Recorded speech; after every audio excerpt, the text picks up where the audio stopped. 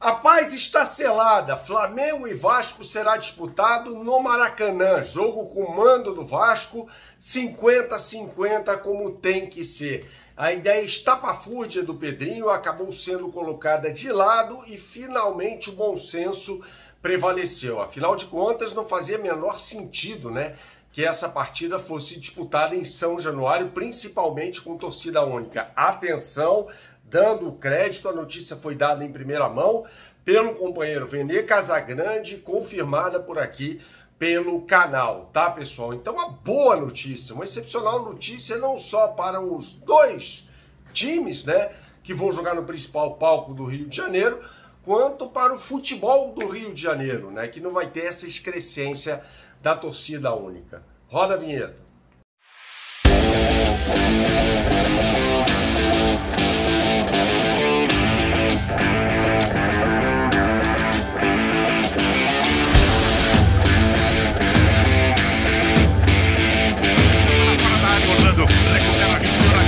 Tentou dar o contrapé, bateu no zagueiro, voltou para aqui, tentou, é gol! Salve, salve pessoal, deixe seu like neste vídeo, inscreva-se aqui no canal caso você não seja inscrito. A gente fala muito sobre Flamengo por aqui e a gente tem que falar sobre esse jogo entre Flamengo e Vasco, Vasco e Flamengo, né, que vai ser no dia 19, mando do Vasco da Gama, e a informação foi dada em primeira mão pelo Vene Casagrande, né? O bom senso prevaleceu. Ontem a gente trouxe a informação de que o BEP, Batalhão Especializado em Policiamento de Estádios, havia vetado São Januário para a partida. E houve, até o Vene trouxe isso em primeira mão também, informações sobre outras praças, né? Tentando, por meio de empresário, levar, ou de empresários no plural, levar este jogo para São Luís. Nada a ver. No Castelão de São Luís, nada contra São Luís, muito pelo contrário, não conheço, tenho muita vontade de conhecer. Mas Flamengo e Vasco, Vasco e Flamengo é um clássico para ser disputado no Maracanã. Atenção, porque este vídeo tem um oferecimento da BandBet. Você que gosta de fazer a sua fezinha, não conhece o site bandbet.bet.br, pessoal? Então você não sabe o que está perdendo. Acesse agora o site bandbet.bet.br, faça o seu cadastro e quando você o fizer, você terá acesso às melhores oportunidades do mercado, tá? Inclusive com BandBet Multiplica, ou seja, odds turbinadas para o grande jogo entre Vitória e Flamengo no domingo, partida que será disputada no estádio do Barradão, em Salvador. Inclusive, se você entrar no menu que fica localizado no lado esquerdo, superior, e apertar no botão BandBet Multiplica, você vai ter acesso ao BandBet Goleada.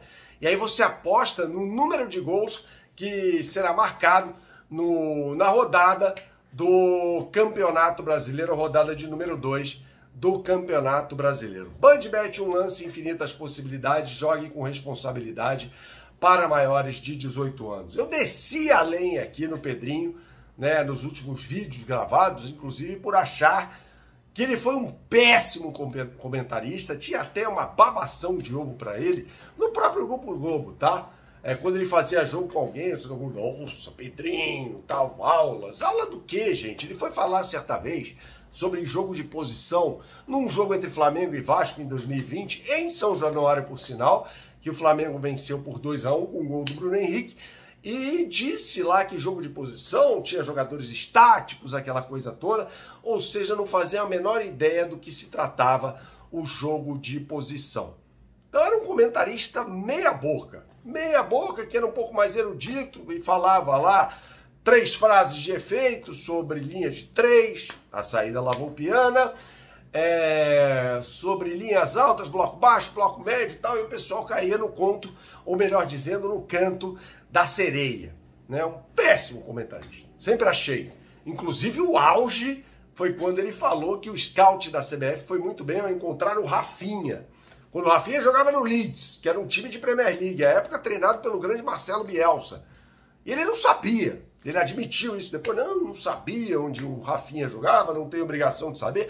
Ora bolas, é óbvio que tem, é claro que tem obrigação de saber, você trabalha com futebol, você tem que acompanhar, ver os principais jogos, por exemplo, da Premier League.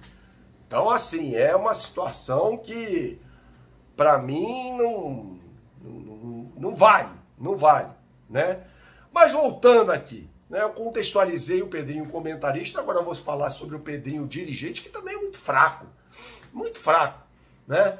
Ele tem um rabo de foguete na mão, que é a situação financeira do Vasco da Gama, que decretou recuperação judicial. A gente já explicou em outro vídeo do que se trata recuperação judicial. O Vasco está absolutamente quebrado, falido, e aí